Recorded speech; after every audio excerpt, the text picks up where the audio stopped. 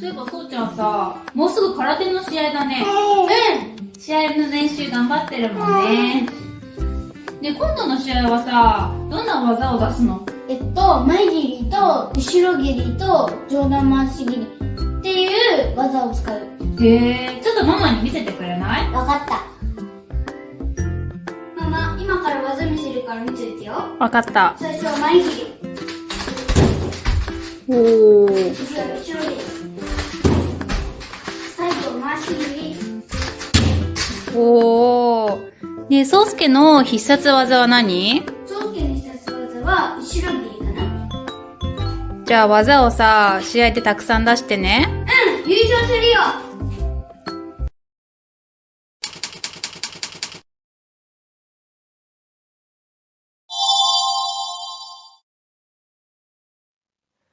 자, 오늘은 한자편 파트 1의 7번째 시간입니다. 파트 1에서는 손, 또를 의미한 한자, 맞다와 관련된 한자들을 소개해드리고 있는데 지난 시간까지 32개의 한자를 이미 선보여드렸고요. 이번 시간에는 새롭게 7개의 한자를 소개해드리도록 할 텐데 자세한 내용 다음 페이지에서 살펴보도록 하겠습니다. 자, 오늘 소개해드릴 7개의 한자를 지금 보고 계신데 모든 한자들의 공통점 눈에 들어오세요. 정답은 바로 이 아이가 모든 한자들 속에 포함되어 있다는 점이에요. 따라서 이 한자부터 자세히 살펴보도록 하겠습니다.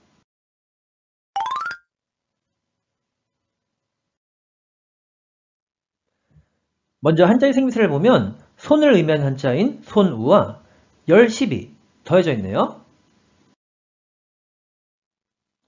그럼 이번엔 스토리텔링입니다. 지금 10억이 훨씬 넘는 사람들이 살고 있는 지구가 보이는데 이 지구를 누군가가 손으로 지탱하고 있는 장면이네요. 자, 그럼 질문입니다. 이와 같이 수십억의 사람이 살고 있는 이 세상, 많은 사람들의 손에 의해서 어떻게 되고 있나요? 정답은 지탱되어지고 있죠? 따라서 이 한자는 지탱할지라는 한자가 됩니다. 자, 이 한자 뜻으로는 支える、支える。 음으로는 し、し。 라고 읽어줍니다. 자, 그럼 음도거의 먼저 소개해 볼게요. 指示、支援、支点。 지지, 지원, 지점이라는 어휘가 되고요. 다음은 スマホ料金をカードで支払う。 스마트폰 요금을 카드로 지불하다 라는 의미가 되는데 혹시 시아라우하고 하라우의 차이점을 궁금해하실지 모를 텐데요. 사실은 제가 일본어 블로그를 3년 정도 운영하고 있어요. 그 블로그에서 차이점에 대해서 자세히 설명해 드렸으니까 궁금하신 분은 개요란에 블로그 링크를 클릭하셔서 내용 참고해 보도록 하세요. 자, 그럼 마지막으로 훈독 예문만 하나 더 볼게요. 親は子供の成長を支える。 부모는 아이의 성장을 서포트한다 라는 의미가 됩니다. 이렇게 해서 지탱할 치는 맞히는 것을 하고 그럼 두 번째 한자로 가볼게요.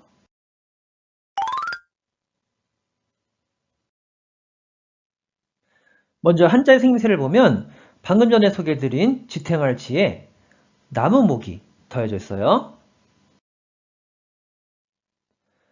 그럼 스토리텔링입니다.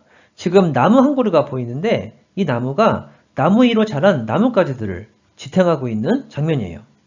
자, 그럼 바로 질문입니다. 이와 같이 나무가 지탱하고 있는 것은 나무 위로 자란 무엇인가요? 정답은 나뭇가지가 되겠죠? 따라서 이 한자는 가지지라는 한자가 됩니다. 자, 이 한자 뜻으로는 枝、枝。 음으로는 し、 라고 있는데 대부분 뜻으로만 쓰기 때문에 훈독 발음인 에다만 알아주셔도 충분합니다. 그럼 예문 가볼게요. 木の枝。 나뭇가지 라는 의미가 되고 다음은 枝豆は日本人がよく食べるお酒のつまみです。 에다마메는 일본 사람이 잘 먹는 술안주입니다 라는 문장인데 에다마메는 이처럼 생긴 완두콩이라고 보면 좋은데 일본 사람들이 정말로 즐겨 먹는 안주라서 이렇게 소개를 해드립니다. 자, 이렇게 해서 가지지는 맞히는 것을 하고 그럼 세 번째 한자로 가볼게요.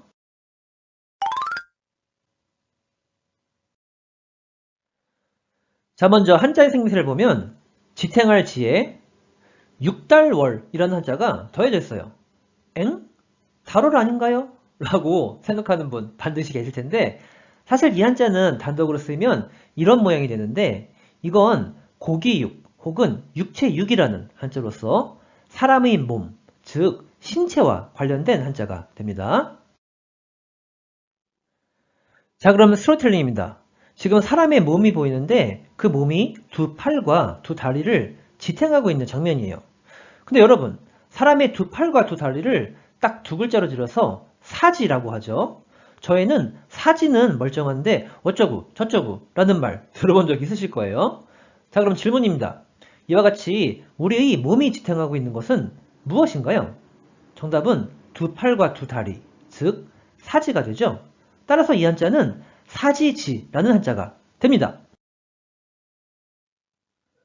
자, 이 한자는 뜻으로는 읽지 않고 음으로만 시, 라고 발음해줘요. 그럼 예문 가볼게요. 시시, 사지라는 어휘인데 사람의 두 팔과 두 다리를 통틀어서 이루는 말이라고 방금 설명드렸어요. 다음은 正しい答えを4つの選択肢から1つ選びなさい。 올바른 답을 4개의 선택지로부터 한 가지 고르시오 라는 문장이 됩니다.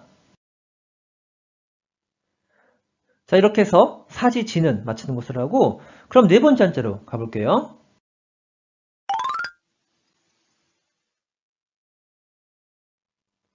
먼저 한자의 생김새를 보면 지탱할 지와 손수가 각각 더해져 있네요.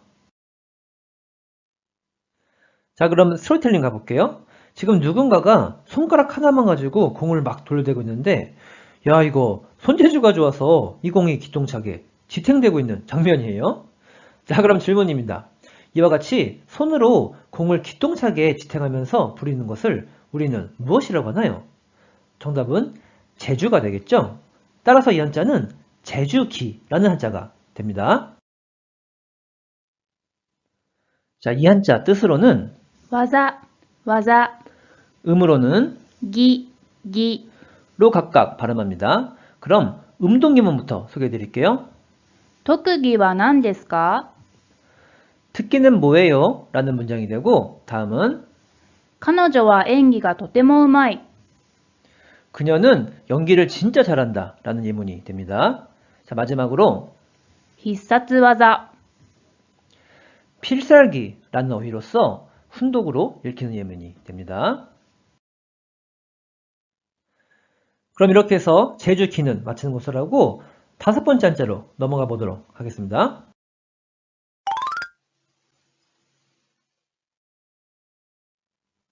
먼저 한자의 생김새를 보면 지탱할 지에 이번엔 사람인이라는 한자가 더해져 있네요. 자, 그럼 스토리텔링입니다. 지금 일본의 전통 연극인 가부키를 공연하고 있는 사람들이 보이는데 이분들 춤솜씨, 노래솜씨는 물론이고 가지고 있는 모든 재간을 관객들에게 선보이면서 자신들의 전통 문화를 지탱하고 있는 장면이에요. 자, 그럼 질문입니다. 이와 같이 가부키를 공연하는 사람들이 자신들만의 전통 문화를 지탱하기 위해서 관객들에게 선보이는 것이 무엇인가요? 정답은 온갖 재간이 되겠죠? 따라서 이 한자는 재간기라는 한자가 됩니다. 자, 이 한자 뜻으로는 발음이 없고 음으로만 き、き。 로 발음해줘요. 그럼 바로 예문입니다. 昨日は友達と歌舞伎を見に行ってきました。 어제는 친구와 가부키를 보러 갔다 왔어요. 라는 문장이 됩니다. 자, 이렇게 해서 재간기는 맞히는 것을 하고 그럼 여섯 번째 한자로 가볼게요.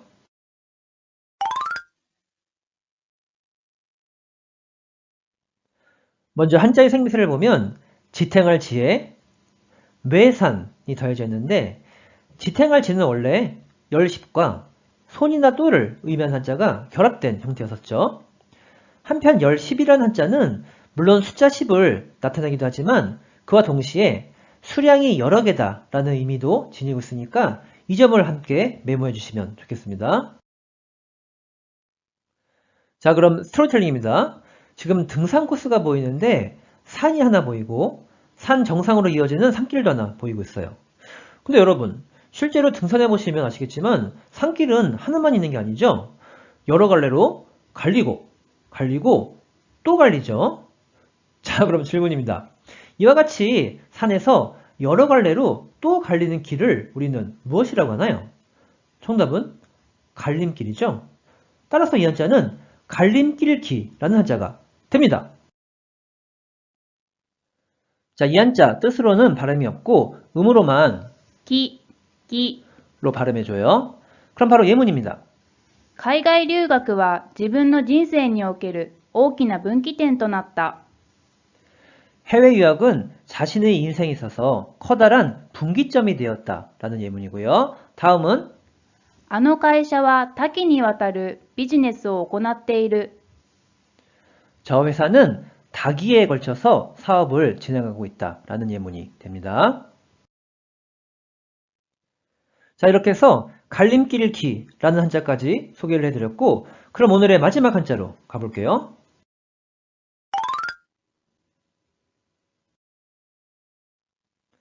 자, 한자의 생명체를 보면 지탱할 지에 열십과 콩두라는 한자가 더해져 있어요. 참고로 콩두는 단독으로 쓰면 이와 같은 모양을 하는데, 이 아이는 한일이라는 한자와 우리말의 묘로 나뉜다고 한번 생각해 볼게요.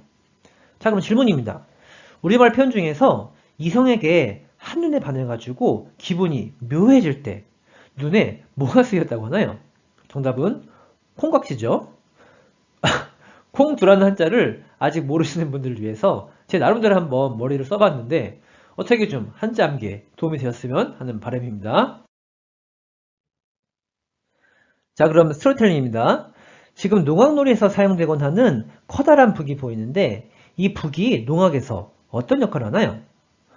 콩콩 거리는 소리를 여러 번 내면서 흥겨운 리듬을 지탱하는 역할을 하죠. 자, 그럼 질문입니다. 이와 같이 콩콩 거리는 소리를 여러 번 내면서 흥겨운 리듬을 지탱하는 것이 무엇인가요? 정답은 북이죠. 따라서 이 한자는 북고라는 한자가 됩니다. 자, 이 한자 뜻으로는 발음이 없고요. 음으로만 こ 라고 발음해줘요. 그럼 예문 볼게요. 鼓動 우리말에 고동치다라는 표현이 있는데 이때 쓰이는 고동이라는 어휘로서 심장이 심하게 뛰는 것을 의미하고요. 다음은 太鼓 타이코라는 어휘인데 방금 전에 스토리텔링에서 보여드렸던 일본 전통의 커다란 북을 의미하는 어휘가 됩니다. 자, 이렇게 해서 오늘은 한자편 7번째 시간을 함께 해봤는데 어떻게 일본 한자 공부에 도움이 되셨나요? 그럼 마지막으로 내용 정리 함께 해보도록 하겠습니다. 먼저 첫 번째 한자는 수십억의 인구가 살고 있는 이 세상은 많은 사람들의 손에 의해 지탱된다고 해서 지탱할 지가 되었고 뜻으로는 사사이루, 음으로는 시로 발음한다고 했어요. 두 번째 한자는 나무가 지탱하는 것이라고 해서 가지지가 되었고 대부분 뜻으로만 사용되기 때문에 훈독 어휘인 에다만 알아두셔도 좋다고 했습니다. 그리고 세 번째 한자는 몸이 지탱하는 것은 두 팔과 두 다리, 즉 사지라고 해서 사지치라는 한자가 되었고 음으로만 시로 발음한다고 했습니다. 네 번째 한자는 손으로 공을 기똥차게 지탱하는 손재주라고 했죠. 그래서 재주기라는 한자가 되었고 와자, 기로 각각 발음이 되었습니다. 다음으로 다섯 번째 한자는 가부키 사람들이 전통 문화를 지탱하기 위해서 온갖 재간을 부린다고 했었죠. 그래서 재간키라는 한자가 되었고 발음은 음으로만 키가 된다고 했습니다. 여섯 번째 한자는 산에서 여러 갈래로 또 갈리는 길이라고 해서 갈림길키가 되었고 이 아이도 음으로만 키로 발음한다고 했어요. 자, 마지막 한자는 콩콩 거리는 소리를 여러 번 내면서 흥겨운 리듬을 지탱하는 것이 북이라고 해서 북고라는 한자가 되었고 음으로만 코로 발음한다고 했습니다. 자, 그럼 오늘 동영상은 이것으로 마치는 것을 하고 다음 시간에 다시 뵙도록 하겠습니다.それじゃ 바이바이.